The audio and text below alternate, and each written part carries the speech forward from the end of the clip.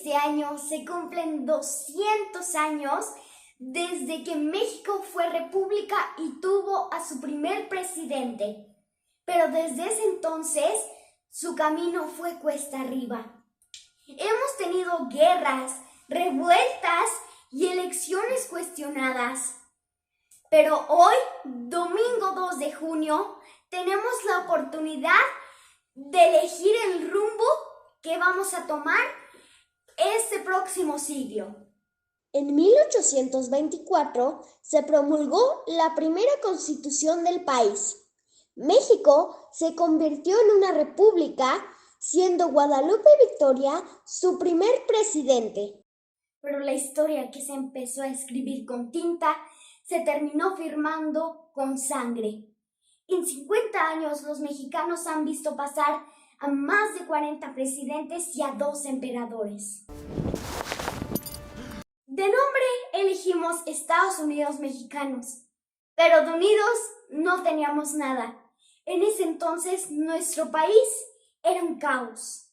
El país estaba dividido entre centralistas y federalistas, entre liberales y conservadores, quienes defendían la república y añoraban la monarquía. Si algo se descubrió en ese entonces es que no se podía construir un país con paz duradera hasta que llegó el gobierno de Porfirio Díaz a punta de pistola, quien gobernó por tanto tiempo que hasta 3 décadas de esta historia traen su nombre. La modernidad se instaló antes que la democracia en forma de alumbrado público, vías de ferrocarril, líneas de telégrafo, grandes avenidas y construcciones al estilo europeo.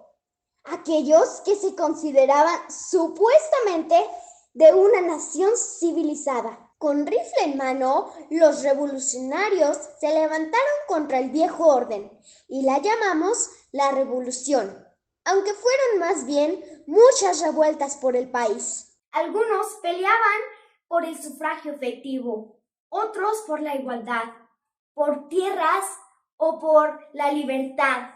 También algunos peleaban por pelear y otros por el capricho de llegar al gobierno. Con la Constitución de 1917 dio cuerpo a las demandas de la revolución: salud, educación y vivienda. Y así fue como la revolución se volvió una institución. Terminó la época de los militares y empezó la de los licenciados. Se crearon muchas instituciones y no solamente eso, también algunas tradiciones como el dedazo presidencial, donde el presidente elegía a su sucesor, pero claro, siempre adornado con sus urnas para votar. Se montaban casillas, se imprimían boletas y se contaban los votos. La democracia era realmente un ritual. Pero ¿qué les digo? A mediados de los 60 su teatrito se les cayó, porque estudiantes, médicos y campesinos alzaron la voz.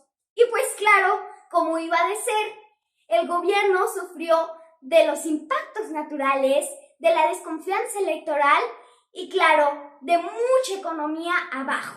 Una considerable devaluación en nuestra moneda. En el 2000, por más de 60 años, por fin ganó un presidente de alternanza. Desde hace más de 3 décadas, las elecciones ya no las organiza el gobierno, sino los ciudadanos. Pero conocemos una pluralidad que nuestros abuelos ni siquiera hubieran imaginado. Los partidos de izquierda a derecha en la silla presidencial, con mujeres gobernantes, fuerzas regionales y candidatos independientes. La historia nos recuerda lo mucho que le ha costado a nuestro país llegar hasta aquí. Hoy, a 200 años de nuestro primer presidente, ustedes, los mexicanos mayores de 18 años, han tenido la oportunidad de hacernos un gran camino para las nuevas generaciones como yo. David Da Vinci, en nombre de la niñez mexicana, te doy las gracias por hacer historia y por participar en la democracia de México. ¡Viva México!